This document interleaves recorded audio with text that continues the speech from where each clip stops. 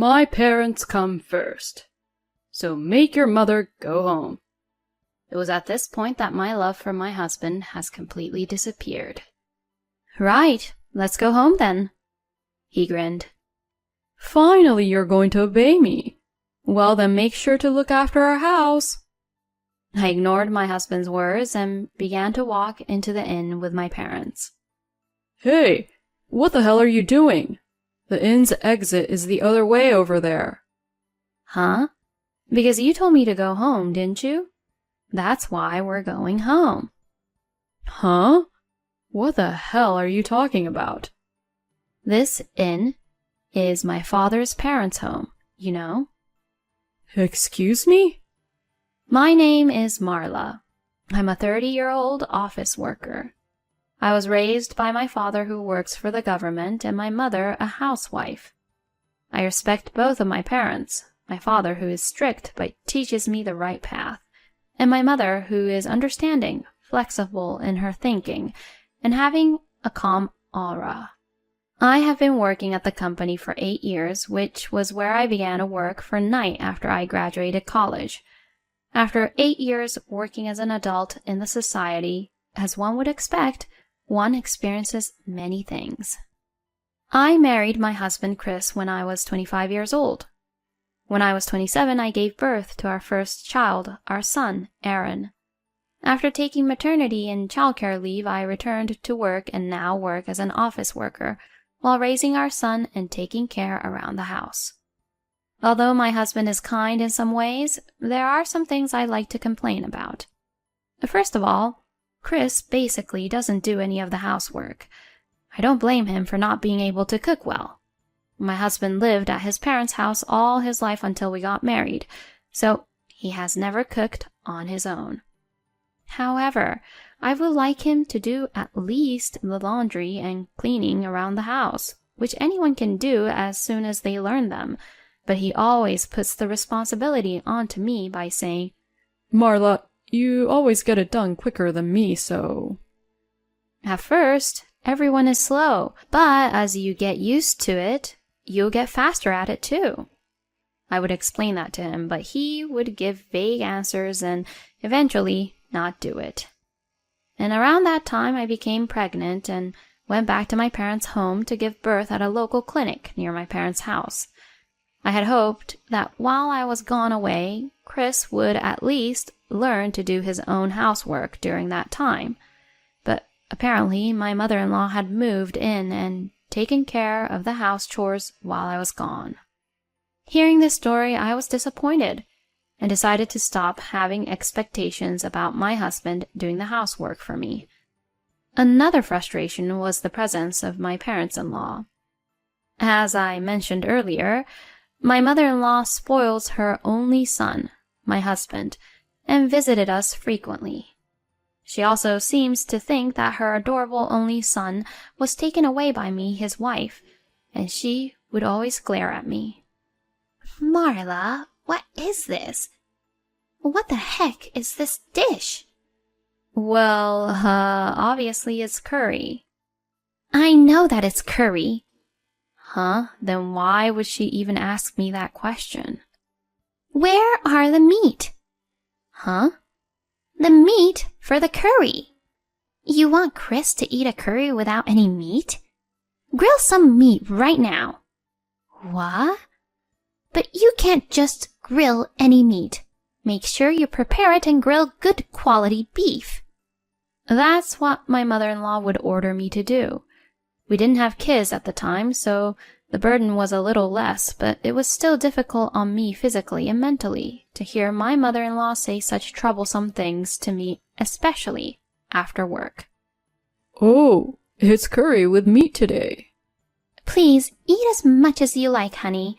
I grilled lots of meat for you, Chris." "Yay! This is the best. Thank you." But I was the one who cooked it, though. My mother-in-law was smiling and serving the food to my husband as if she took credit when I was the one who put all the time and effort into making it. When my husband once said, "I'm glad I get to eat a lot of my mom's cooking even if we get married," I indeed snapped at him, when it became just the two of us. Your mother says whatever she wants and just only orders me around, but she doesn't actually cook anything, you know? If you say something stupid like that again, I won't cook for you anymore. Okay, I'm sorry. For my husband, he seemed to think that I suddenly snapped at him and was quite surprised at that time. But on the contrary, it seemed to have a positive effect, and after that, when my mother-in-law served food in front of my husband, Chris would also ask, saying, Did Marla cook this? And every time I would reply, yes, I cooked it. Then my husband would say, Marla, your meals are delicious. I thought at the time that he was a person who could understand if I say it properly, but this in turn made my mother-in-law jealous. Marla, I'll cook today. What? Saying that, my mother-in-law bought a lot of ingredients. That's a lot. Are you okay?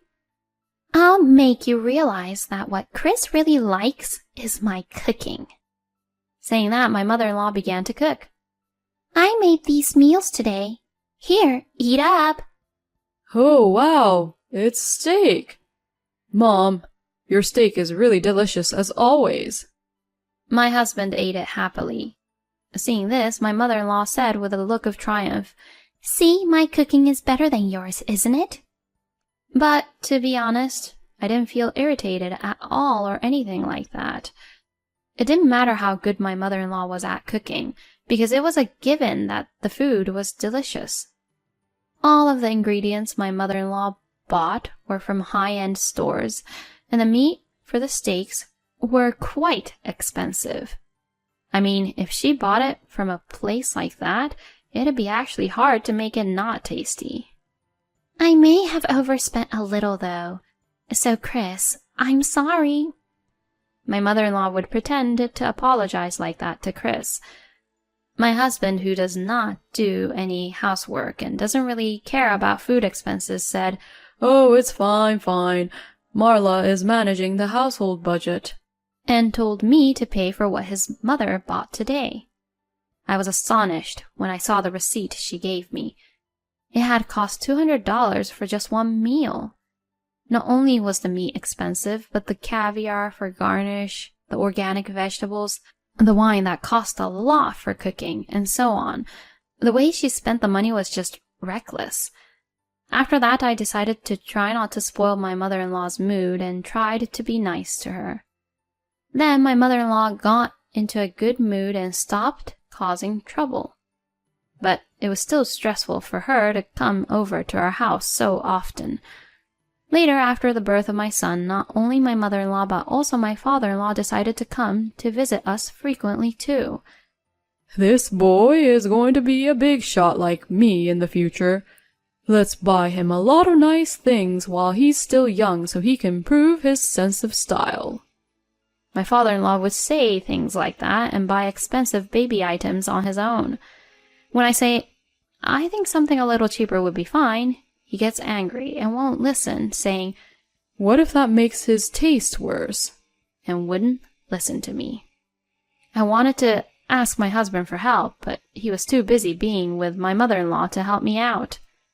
My husband, being the insensitive husband that he is, didn't really understand that I was in trouble. When my son was newborn, my father-in-law was still working, so he only came on weekends.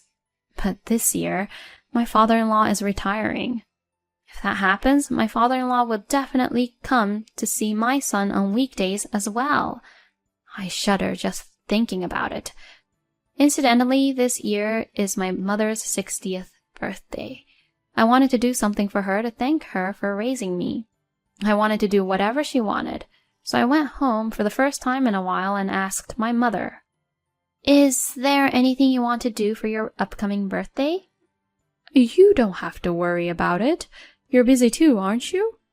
No way. It's your 60th birthday, so let me celebrate it properly. That's right. Thanks to you, honey, I've always been able to live comfortably. Let me thank you properly at a time like this. My father said that, and my mother laughed in embarrassment. What are you doing, saying something like that out of the blue? What? I was just saying what I was thinking. Seeing my father, who was strict but unintentionally making those kind of comments, and my mother, who was embarrassed, I felt at ease. Oh, yeah. Oh, I might have a place I want to go. My mother says so, and I leaned forward to ask, "Oh, where do you want to go?" To your father's hometown. Marla, you were born right after we got married, so we haven't really had a chance to sightsee around. I see. Father, your hometown is known to be a ski resort, right? Yeah, it is. I haven't been back there in a long time, and since it was my hometown, I didn't really go skiing that much. After coming to the city for college, I realized how precious my hometown was. Let's celebrate Mom's 60th birthday with a trip to the ski resort in Father's hometown then. Oh, that's right, Marla. I want the inn we're staying at to be here. Saying that, my mother showed me the screen of her smartphone. It showed the website of a certain inn. Oh, is this place? Yes, it is. You might be too small to remember. No, I remember. I was about 3 years old, right? What the heck? We're going on a trip, but you want to stay at the inn here? Yeah, you miss it too, don't you? Well, yeah, I guess so. I have a feeling they'll be so loud when we go there. Well, anyways, I'll make the reservations. At any rate, I'm glad we've come to an agreement about my mother's 60th birthday celebration. I'm going on a trip to a ski resort with my family for my mother's birthday in a month. I told my husband about my mother's 60th celebration. I see. So your mother is already turning 60 years old, huh? Have fun. Yeah, thanks. My husband agreed without any objection at the time, but later on, he suddenly says something outrageous. For the ski resort trip to your mother's celebration, we're going to join you. What? What do you mean, we? We, meaning my mom, my dad, and I, will join you all. You know what I mean, right? Now, wait a minute. Why are you deciding that on your own? It's my mom's 60th celebration, okay? You're supposed to at least ask if you can take your parents, right? Even if you tell me that, both my parents are already in the mood for it. The ski resort we're going to stay at is a popular, luxurious inn that's been featured in magazines and on the TV, right? They were saying that it's not fair that you guys are the only ones going to it. Huh? What do they even mean by that? It sounds like they don't even want to celebrate my mom's 60th birthday. It's just that they feel like they're missing out and are trying to force us to go with them too. That's not true. I'm sure they want to celebrate. No, I don't think so. Then if I tell you we're not going on this trip and we're only just having a celebration dinner, will your parents even come to that? And would you even come? Well, that's...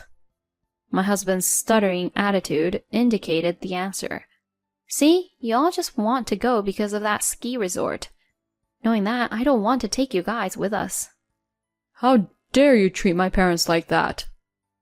I've been telling you for a while now that my mother is my priority this time. Your parents should learn to be a little more reserved. Excuse me? Are you trying to insult my parents? I'm just telling you the truth. They come over often and were being really rude to me. That's enough. I'm disappointed in you. Since my mom and dad are already ready to go on that trip, we'll stay at the inn on our own. Fine. I see. Then why don't you do whatever you want? And like that, we had a big argument. Then we didn't talk to each other at all for a long time. I mean, there are only about 2 weeks left until our trip, and I don't think my husband can even make a reservation. Well, it doesn't matter to me. And we stayed like that as we welcomed the day of the trip. My husband was getting ready early in the morning with his larger luggage. What the heck? So he was able to make a reservation, huh? I was a little disappointed, but decided that I would never go with him. I got ready to leave as well. We left the house at about the same time and we both got into our own cars. It took us a little longer to leave because I had to put my son in the car than he did. We then stopped at my parents' house to pick up my parents and then it was off to my father's hometown. We decided to leave our luggage at the inn first, so we went straight to the inn. It seemed that my husband and his parents were thinking the same thing and we saw them at the reception desk first. Seriously? Can't believe we'd meet them here so easily like that. When we arrived at the reception, my husband said something outrageous. I'm Marla Linden, and we have a reservation for 3 people. What? I couldn't believe my ears. Wait a minute, what are you doing? Huh? Who are you? You just tried to spend the night at the inn trying to use my reservation name. Don't say such a thing. I made the reservation under my mother's name. My husband acted as if he was a stranger to me and said such an outrageous thing. In short, he tried to take away the reservation I had made by making my mother-in-law into someone named Marla Linden. As expected, even my parents were appalled by seeing how my husband acted. I was ashamed that such a man was my husband, no matter how much we were in a fight. The receptionist, a young woman, was bewildered by the trouble unfolding before her.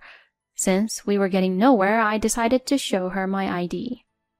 I am the real Marla Linden. The staff member said, "Yes, ma'am. Thank you for presenting your ID card." And they recognized me as their proper guest. Then my husband and in-laws started to make a fuss. Hey, do you want to exclude us that badly? What a terrible wife you are. What a selfish woman you are. My in-laws were making a fuss without having any care in the world who was looking at them. And then my husband says something outrageous. My parents come first, so make your mother go home already. He had tried to stay at the inn by pretending to have his mother be me, and now he was forcing me to give him the right to stay at the inn.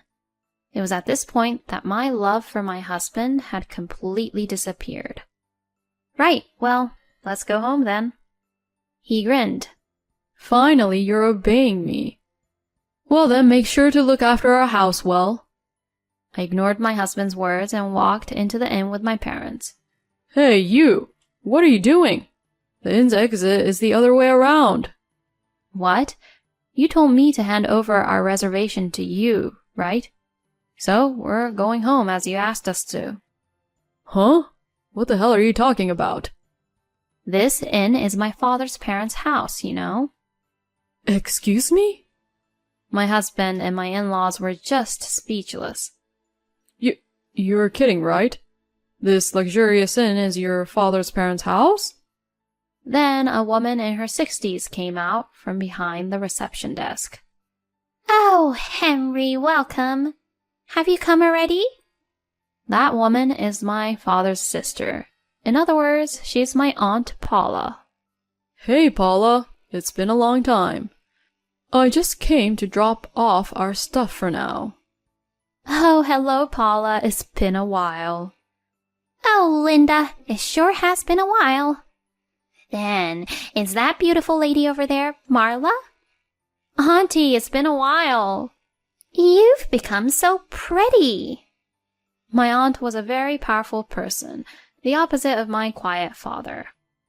Come on, hurry up and carry the stuff now. Beth, please help them. Yes, ma'am. My aunt instructed the woman who was working at the reception desk. Then my aunt looked at my husband and his parents, who were standing there stunned, and called out to them. Oh, have you made any reservations, sir? May I ask your name? My husband and his parents, who had watched our exchanges, could no longer stay at the hotel using my name. But my parents-in-law didn't care. We had made reservations to stay with Marla, you see. That's right. There should have been a reservation for 6 people. I can't believe my parents-in-law would say such things like that. Then my husband started to get in on it too. That's right. And yet, We were told that the reservation was only for 3 people. Isn't that strange? It was your mistake, wasn't it? Shouldn't you have prepared a room for us somehow? It was beyond the disappointment I had for them. They were just doing too much. My father was clenching his fists and was about to snap. Then my aunt stood in front of my husband and his parents and began to apologize. I am very sorry that this was so unpleasant to you all. However, in order to provide the best hospitality, our inn can only accommodate a maximum of 3 people in any room. Therefore, I think that the statement that there should have been a reservation for 6 people is incorrect, sir. My parents-in-law and my husband's faces turned pale.